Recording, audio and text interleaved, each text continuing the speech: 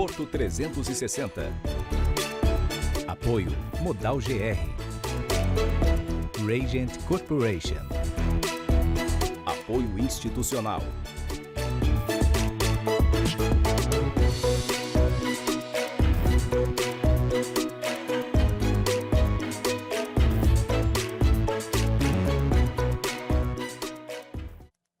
Olá, está no ar Porto 360, nosso espaço semanal para debater assuntos importantes em relação aos portos internacionais, portos do Brasil e principalmente em relação ao Porto de Santos. Esta semana, entrevisto diretamente de Brasília o diretor do Departamento de Navegação e Hidrovias do Ministério da Infraestrutura, Dino Batista. Dino, obrigado pela tua presença aqui com a gente no Porto 360, pela disponibilidade na tua agenda. Que prazer enorme te ter aqui no Porto 360. Prazer é todo meu, Max. Eu sempre que for possível estarei aqui com vocês.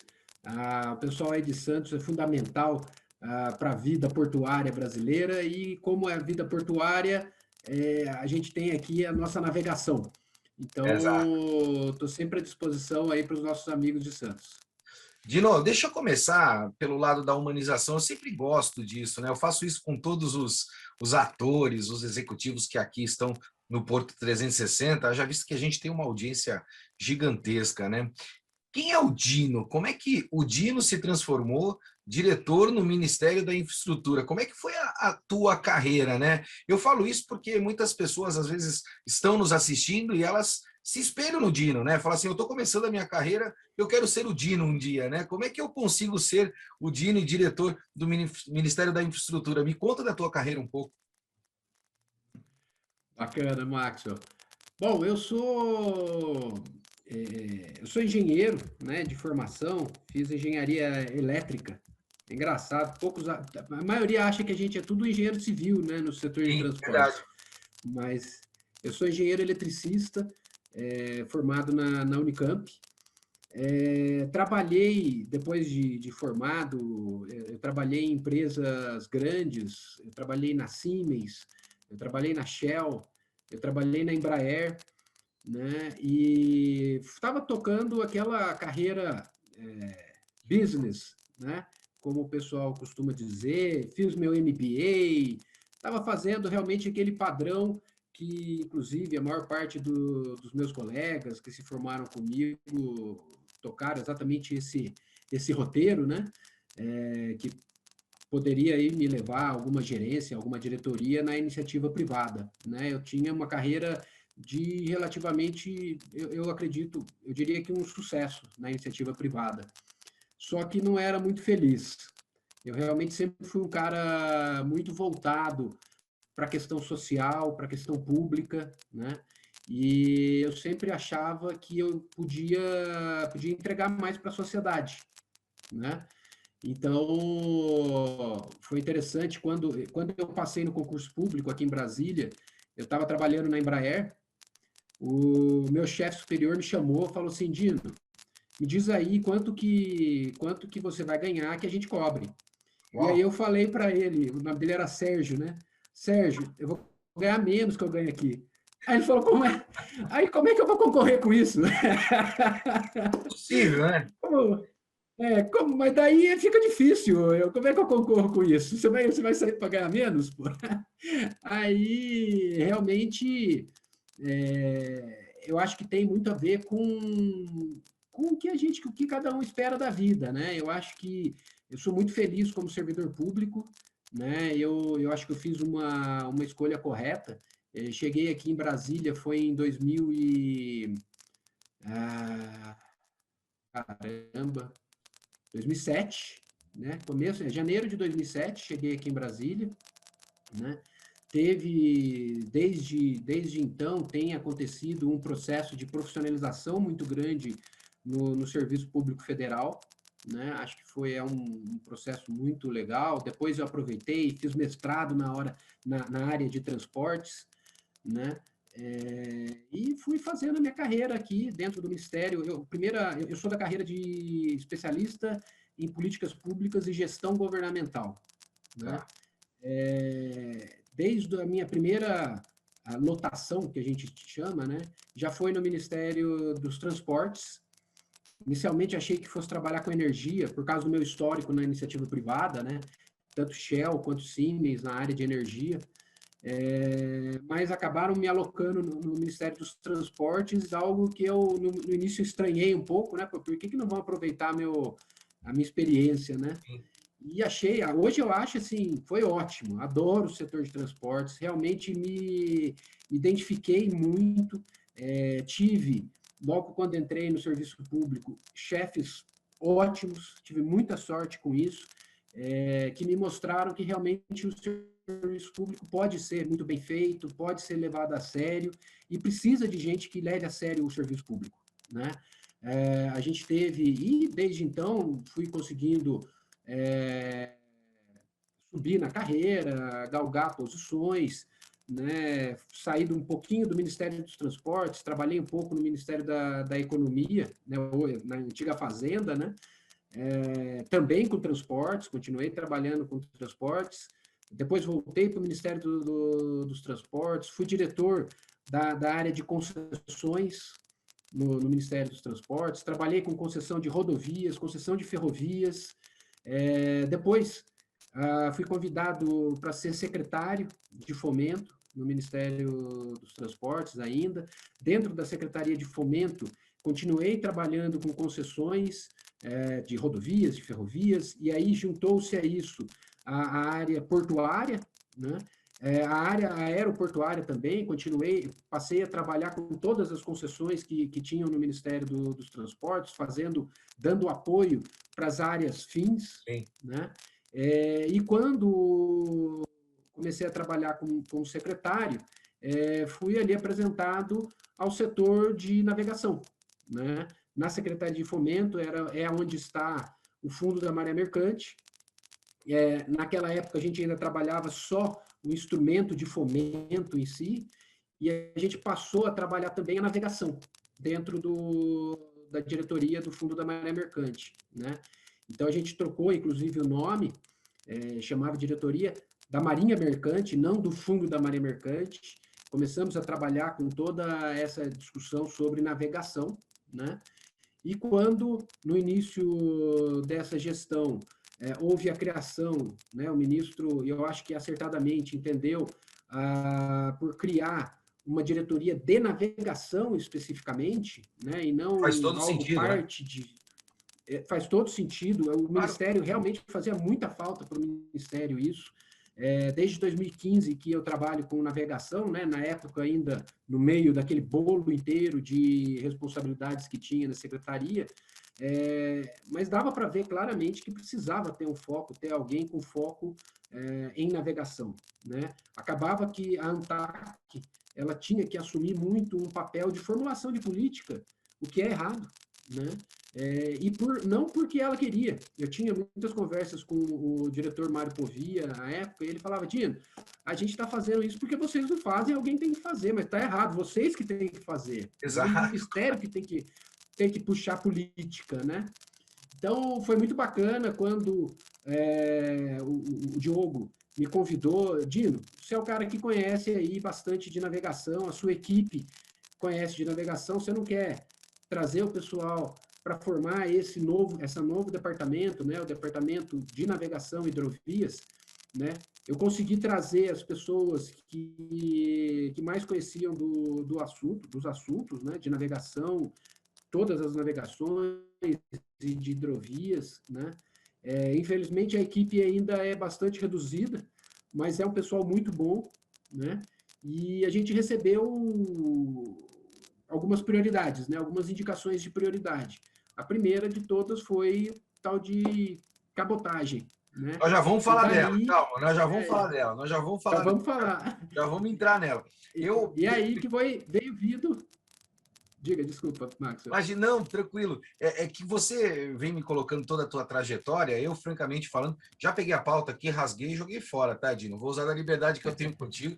Eu vi 1 milhão de perguntas na minha cabeça e eu vou fazê-las para você. Antes de mais nada, assim, quero parabenizar todo o Ministério, principalmente pela acessibilidade que a gente tem para com vocês, não só com você, mas também com o próprio Diogo Piloni, com o próprio ministro, ou seja, a gente consegue realmente trazer a informação e ter acesso a esses atores que são importantes para o nosso país. Eu sempre, quando requisito o Diogo, você, através do Atur, lá, a pessoa da assessoria de comunicação, vocês sempre estão extremamente à nossa disposição para que a gente possa levar essas informações, evidentemente, para as pessoas que orbitam o setor portuário e aquelas que também não orbitam, né? Que precisam entender porque de uma maneira ou de outra também são impactadas. Dino, deixa eu começar a te provocar aqui, antes da gente falar da BR do Mar, a gente vai tratar desse tema, porque é um tema que está em pauta, né, e muito importante para o nosso setor. Nós fizemos até um summit, que foi um sucesso absoluto, a gente vai tratar dessa questão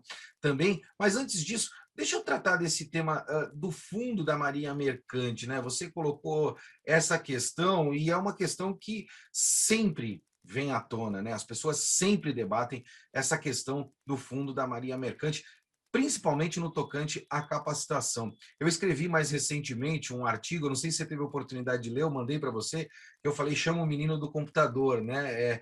Porque ele trata realmente dessa relação da capacitação focada especificamente nas relações de tecnologia, Dino, porque a gente percebe hoje que principalmente os institutos, né, ou as áreas de capacitação que a gente percebe nas cidades que abrigam os portos, estão muito focada na operação, né? E muitas vezes a operação é responsabilidade do próprio terminal, porque ele é de uso privado e ele está capacitando. Só para que a gente tenha aqui uma informação, Dino, eu vou te trazer, eu fui conhecer um centro de capacitação, né? Não vou dizer o nome, mas assim, ele estava dando treinamento, né?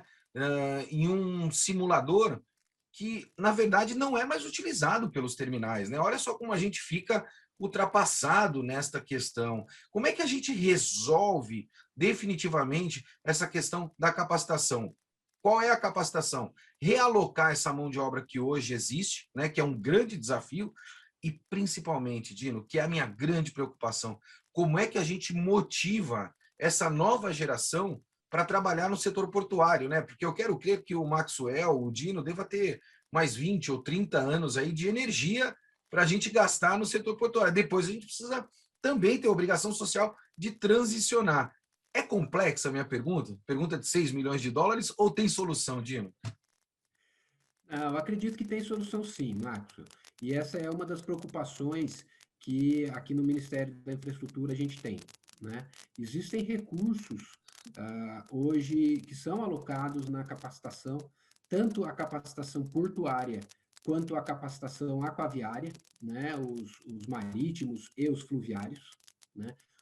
Tem dinheiro que vem do Fundo da Marinha Mercante, tem dinheiro que vem de fora do Fundo da Marinha Mercante, e existe realmente essa preocupação com a atualização da capacitação, né?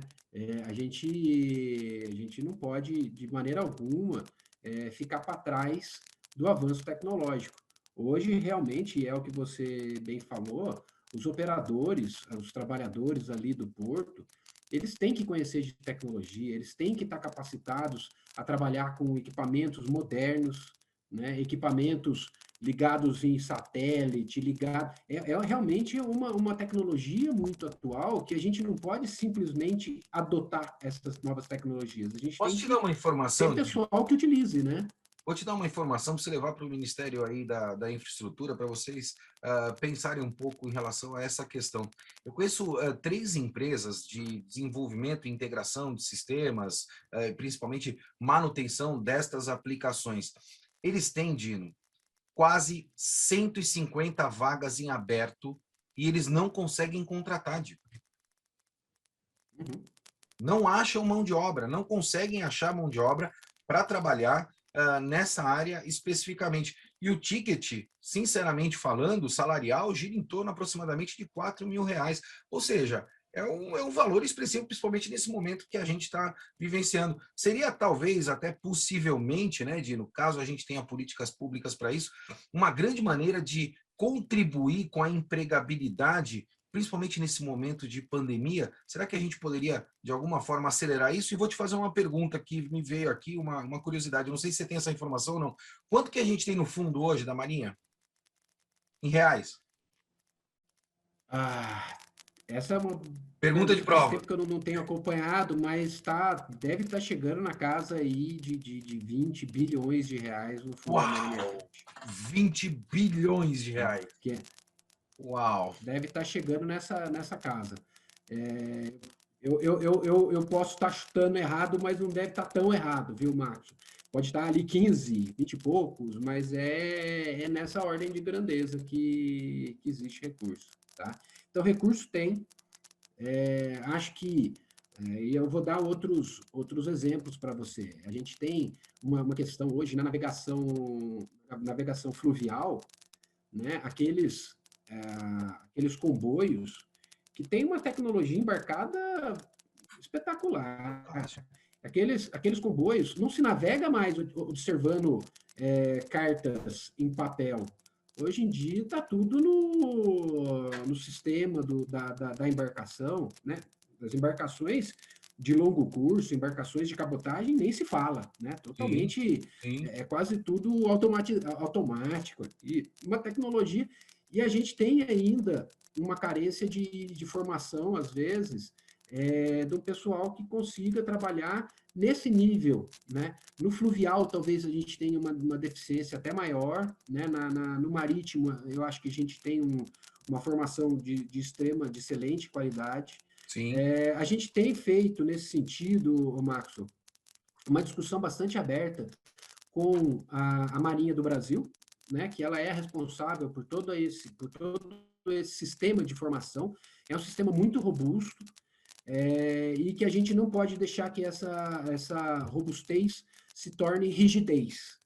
Claro, Tem que ser claro. realmente um sistema flexível a ponto de acompanhar essas necessidades. E a gente tem trabalhado, o Otto, que você também conhece, né, diretor do Departamento de Modernização e Gestão Portuária, ele tem trabalhado mais essa questão da formação portuária, e eu tenho trabalhado com a Marinha a formação aquaviária, né, dos fluviários e marítimos. Então, essa é uma agenda que a gente acha também muito importante, não vemos falta de recursos, a gente entende que precisa realmente ter alguns acertos para que a gente capacite o nosso pessoal, para que esse pessoal esteja no topo aí da questão tecnológica, e exatamente o que você falou. Não adianta o cara carregar saco nas costas. Ele tem que saber pilotar o joystick ali, fazer um portainer, essas coisas. Então, está dentro da nossa agenda, sim, Marcos. Uma coisa que me impressionou bastante, Dino, eu fui convidado a operar uma ponte rolante remota, né? E tinham aproximadamente 10 operadores na sala, dentro dos 10, 6 eram mulheres. Olha que momento disruptivo que a gente está vivendo dentro do setor portuário, né? Inimaginável a gente ter tantas mulheres operando dentro do setor portuário. E fantástico, né? Francamente falando, a tecnologia vem para dar oportunidade e oportunidade para todos. Dino, vamos de bate pronto, vamos falar da BR do Mar, que é importantíssimo para o nosso setor, um assunto que está extremamente polêmico, a gente está esperando isso passar no Senado, mas me parece que cada vez mais complica com outras pautas que existem aí, principalmente por parte de outros senadores. Dino, me explica o que é a BR do Mar, primeiro, né? A gente vem explicando isso rotineiramente, mas eu acho importante a gente explicar o que é a BR do Mar e por que no Brasil, essa é a pergunta que eu tenho vontade de fazer, a gente confunde as coisas, né? A gente faz um projeto de lei, um determinado objetivo, e daqui a pouco começam a pendurar uma série de coisas em cima desse projeto de lei e a gente não consegue avançar. Não seria prudente criar outros projetos de leis, né? Para isso que está tentando se pendurar? E a gente vai falar disso também. Essas são minhas duas primeiras perguntas, Gil. Tá joia, Max, eu concordo totalmente contigo. A gente, às vezes, perde a chance de tramitar algo rápido, de maneira célere, e resolver um pedaço, e falar, esse pedaço é importante. Tudo bem, não resolve tudo, mas a gente vai ter a oportunidade de fazer um outro pedaço, e outro pedaço, mas talvez o próprio tamanho dos mandatos, né, torne isso uma prática, né? O pessoal quer mostrar serviço e é natural que queira, né? Um deputado, um senador, ele quer mostrar que realmente que tem condições de adequar vários aspectos da vida das pessoas, E quando começa a tocar um projeto como o BR do Mar, que eu já explico, falo um pouco mais sobre ele, começam a colocar coisas. Nesse caso, até a gente tem recebido coisas conectas, né? Sim, claro. Recebemos ali uma solicitação ali, tem emenda querendo, que alterou a questão do AFREM, né, o adicional para a navegação fluvial. Putz, não é exatamente o nosso tema aqui. Tem outras emendas que trabalham a questão da praticagem. Poxa, praticagem é um tema super complexo. Eu acho que, e desde o início do BR do Mar, a gente tem dito para os práticos que a gente não ia mexer em praticagem no BR do Mar, não era nosso objetivo, mas daí vem emendas querendo trabalhar isso. Eu acho que realmente existem temas que são importantes também. Um senador, no caso, ter o interesse de trabalhar mais adequadamente o arcabouço jurídico, por exemplo, da praticagem, acho que é justo, acho que é legítimo, temos que trabalhar Claro. nisso. Mas não seria uma Mas a outra gente agenda, espera. Dino? Vamos, exato, vamos Não, uma tocar outra. o BR do Eu Mar, que falo porque já trata. eu fico confuso, né? Eu acabo ficando confuso, porque a gente trabalha aqui com comunicação e muitas vezes as pessoas me param e perguntam, falam assim, Marcos, me explica a BR do Mar. Eu falei assim, quanto tempo você tem? Porque não, é sério, Dino, porque a gente fala de um tema e ele começa a ficar tão abrangente que, francamente falando, se a gente não acompanha rotineiramente, nós mesmos que estamos tão inseridos dentro desse processo, muitas vezes a gente fica perdido, porque tem tanto tema, e eu fico me perguntando como é que um senador vota com tantas coisas penduradas em cima de um projeto de lei. Desculpa, essa é a minha, pelo menos, Márcio, percepção. olha só o que aconteceu. Eu estava escutando, eu não lembro agora qual deputado lá do norte, do Amazonas, ele começou a fazer uma crítica ao BR do Mar, na época ainda estava na Câmara dos Deputados, ele virou e falou assim, o BR do Mar vai acabar com a navegação fluvial na Amazônia. Eu olhei, me deu um baque aquilo, falei assim, como assim? O BR do Mar é sobre cabotagem, não tem nada a ver com isso. Aí depois eu fiquei sabendo que tinha sido colocada aquela emenda porque é muito dinâmico, né? Vai aparecendo emenda, vai, volta, vai, coloca Exato, emenda, foi o que tira eu emenda. disse. Chega uma hora que nem a gente sabe como é que está isso. E eu olhei e falei, mas por que a cabotagem? Mas a cabotagem, um dos estados que provavelmente mais vai se beneficiar com o BR do Mar é exatamente o Amazonas, por causa do transporte de cabotagem que é feito, né? Até Manaus é considerado cabotagem, né? Porque Manaus tem ele é considerado um porto marítimo, né? Então eu falei, poxa, então do que vem? Aí depois eu fui ver, é por causa do AFREM. Então, olha só, coisas que nada tem a ver com o projeto acabam atrapalhando a própria discussão do projeto, né? Exato. Eu concordo contigo, mas eu acho que isso tem muito a ver com a lógica lá do Congresso. Não sei se a gente ainda vai conseguir mudar isso, viu, Max? Não, Agora, claro. o BR do Mar em si, BR do Mar, ele é um projeto que trabalha várias frentes, várias frentes. A gente realmente tem discussão sobre conseguir reduzir o ICMS do bunker da cabotagem, né, que é o combustível. A gente trabalhou em questão de imposto de importação de embarcações. Tem várias ações que estão, inclusive, também no projeto de lei, criação de empresa de investimento na navegação, muita coisa está ali colocado dentro do que a gente chama de BR do Mar. Mas o principal mesmo, o foco do programa, é a gente trabalhar o que a gente chama do afretamento de embarcações. Tá? O que acontece? Hoje, as empresas que podem fazer cabotagem são as empresas brasileiras, isso continua, ninguém quer mexer nisso, e as empresas podem fazê-lo com embarcações próprias ou afretadas a casco nu, que é quando ela aluga uma embarcação, né? Ela contrata um barco. E ela pode tentar, em algumas situações específicas, fazer o afretamento a tempo, que é, ao invés de contratar o barco, ela contrata o serviço do barco. São duas coisas diferentes. Uma, ela pega o barco e usa como se dela fosse. A outra é ela contratar diretamente o serviço de um terceiro. Existe toda uma estrutura de incentivos relacionada a essas possibilidades de afretamento, porque o afretamento ele tem, de uma forma geral, um custo de capital muito menor, né? Porque a empresa não precisa Claro. empatar dinheiro num ativo importante. O afretamento a tempo, ou também por viagem, ele, além dessa vantagem, ela tem uma vantagem operacional, porque as embarcações mantêm a bandeira do país de fora, né, da onde você está afretando a embarcação, então você tem um custo operacional bem reduzido. Então tem toda uma estrutura hoje que acabou formatando, lógico que considerando o que a 9432, que é a lei atual, determina, acabou formatando o mercado da cabotagem. O que o BR do Mar vem?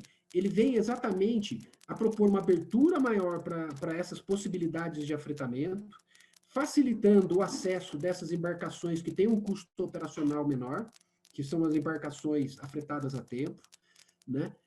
Com essa facilitação, a gente pretende reduzir custos do segmento como um todo, né?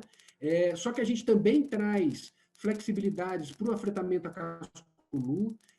Vários desses afretamentos, na verdade, a maior parte desses afretamentos, sem a necessidade que a empresa faça o investimento inicial em frota, ou seja, a gente abre o mercado para que novas empresas constituam empresas brasileiras de navegação e iniciem no mercado da cabotagem, e a gente faz isso tudo com uma segunda preocupação, que é mitigar a exposição do mercado brasileiro ao mercado internacional de frete marítimo, porque esse mercado internacional ele é extremamente volátil, né? Então, que pode trazer ali, a gente entende que traz uma volatilidade, trazer uma volatilidade dessas para o mercado de cabotagem, a gente não conseguiria fazer com que a cabotagem fosse realmente algo estrutural na logística brasileira. Ela ia ser conjuntural. Tá, o frete baixo faz, não tá, não faz, isso não é o que é nosso objetivo, né? Então, claro. Esse é o BR do Mar, esse é realmente o coração do BR do Mar, trazer essa flexibilidade para reduzir custos com o aumento da concorrência, melhorando, assim, para o usuário do serviço da cabotagem. Dino, a gente, infelizmente, o papo passa muito rápido, né? Eu gostaria que fosse 1 hora aqui, porque o Dino é uma enciclopédia, dá para a gente ficar aqui 1 hora batendo papo com ele, mas a gente está chegando ao final do nosso programa. Eu não quero chegar ao final sem te fazer 2 questionamentos. Primeiro, são pilares, né, de debates que estão pautados aí na BR do Mar. Primeiro, a questão rodoviária e, segundo, a questão da indústria naval brasileira. Na questão rodoviária, está mais do que comprovado de que percursos de longo curso no nosso país dão prejuízo, né? As grandes transportadoras já não estão querendo mais fazer estes grandes trechos, né, para que possa transportar a carga dentro do nosso país. Mas a gente tem uma classe, que é uma classe muito importante do nosso país, que são os caminhoneiros, que estão completamente aí alavancados em virtude de uma política que foi pré-estabelecida, ou seja, compraram caminhões e precisam pagar esses caminhões, né? E esse frete longo, muitas vezes, apesar de não mitigar o custo dele, mas de alguma maneira continua fazendo a roda girar. Eu acho que a gente precisa se preocupar com isso, é uma preocupação bastante grande que eu tenho. Esse é o pilar rodoviário. E da indústria da navegação, Dino, não existe um fundo para resolver isso? Fala assim, olha, tem um fundo aqui, né? Quem quiser se beneficiar desse fundo pode buscar recurso neste fundo para construir embarcações aqui no Brasil. E aí você, de alguma maneira, equipara essa relação da competitividade, principalmente com a China, porque a gente sabe que o disparate, em virtude dos tributos, aí eu vou para o lado trabalhista, é bastante grande, mas se você subsidiar com um fundo, eu acho que seria uma forma, de alguma maneira, contribuir também com o desenvolvimento nacional. Faz sentido essas minhas 2 colocações, Dini? Qual é a tua percepção em relação a isso? Acho que faz sim, Marcos. Essa é uma preocupação também do Ministério, né? É lógico que, em relação à parte da indústria, não é uma preocupação institucional do Ministério a questão industrial, né? A política industrial brasileira não está na gestão do Ministério, apesar da gente entender que uma indústria forte ela é vantajosa para a própria navegação, que é o objeto do nosso trabalho, né? Então, para a gente ter uma indústria pujante é vantajoso também para a navegação, né? Vou falar primeiro da indústria. O Fundo da Maré Mercante, ele sim, ele tem uma possibilidade de ser utilizado de várias maneiras, né? Até no próprio projeto de lei, a gente está ampliando essas possibilidades de uso, exatamente para buscar trazer alguns incentivos a mais ali para a indústria nacional. O Fundo da Maré Mercante, ele é considerado um dos principais instrumentos financeiros do mundo, né, na indústria, para a indústria naval, né? A gente coloca ali, a gente traz essa possibilidade nova de por exemplo, empresas estrangeiras acessarem o fundo para construir no Brasil, ou seja, por que a gente só vai querer que as embarcações sejam utilizadas aqui no Brasil? Não, vamos que o mundo inteiro utilize os estaleiros brasileiros, seria ótimo, né? Fantástico, E que eles acessem o fundo da Marinha Mercante para fazer uso dos nossos estaleiros seria espetacular, né? Existem outras questões, e isso a gente já está fazendo, tá? No projeto de lei do BR do Mar, tá? Existem outras possibilidades que daí realmente elas extrapolam a nossa competência, a competência do Ministério da Infraestrutura, que tem a ver com o que em geral se convencionou chamar de custo Brasil, né? Então, construir embarcações no Brasil é caro? Mas construir veículos também construir geladeiras também existem vários, a gente tem no Brasil realmente uma estrutura que acaba trazendo alguns custos maiores do que em alguns outros países, como você citou, a China, né? E aqui seria uma ação que ia extrapolar demais a nossa atividade aqui. É uma ação que tem mais a ver com política industrial, política trabalhista, que são políticas que estão no Ministério da Economia, eles têm feito lá a parte deles, acho que ainda tem muito a se fazer, né?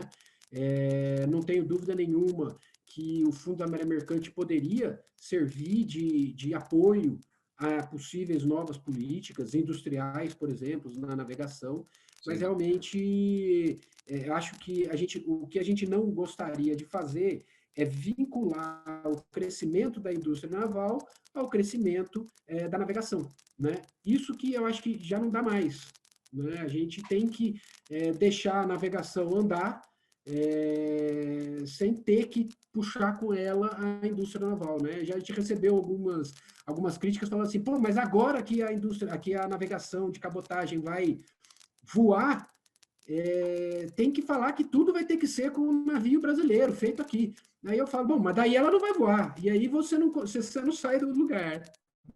Né? Eu acho que você foi muito feliz na tua colocação, isso é uma percepção que a gente tem, eu acho que o mercado regula o próprio mercado, né? A gente falou lá de capacitação, eu acho que sem trazer os grandes players internacionais para que possam capacitar a mão de obra local, acho que muito dificilmente a gente vai conseguir avançar. A gente fica tentando desenvolver as coisas internamente, acho prudente, mas acho que a gente está muito atrasado. A gente precisa desse apoio, precisa desse benchmarking, né? Precisa trazer essa experiência internacional para que a gente faça reformas estruturantes dentro do nosso país. Sem isso, eu acho que dificilmente a gente vai avançar. E cada vez mais o emprego está sendo afetado, haja vista essa miopia que a gente tem para resolver as coisas. Dino, eu sei que você tem compromisso agora, quero te agradecer muito a tua presença aqui com a gente. Já quero que firme um compromisso comigo. Quero você aqui ao longo de 2021, Dino. A gente tem muita coisa para tratar. Esse espaço aqui é o nosso espaço, eu sempre costumo dizer isso, né? O espaço que o setor portuário conquistou no maior veículo de comunicação que a gente tem aqui na nossa região e por que também não no nosso país. Muito obrigado, meu amigo, pela tua disponibilidade e, como eu disse, espero contar com você aqui em 2021. Pode contar conosco, Max. Estou sempre à disposição. É pena que a gente tem sempre um tempo muito reduzido, mas estou sempre à disposição aí para vocês no Porto 360. Grande abraço. Eu agradeço, meu amigo. Manda um abraço pessoal do Ministério da Infraestrutura também e parabéns pelo trabalho.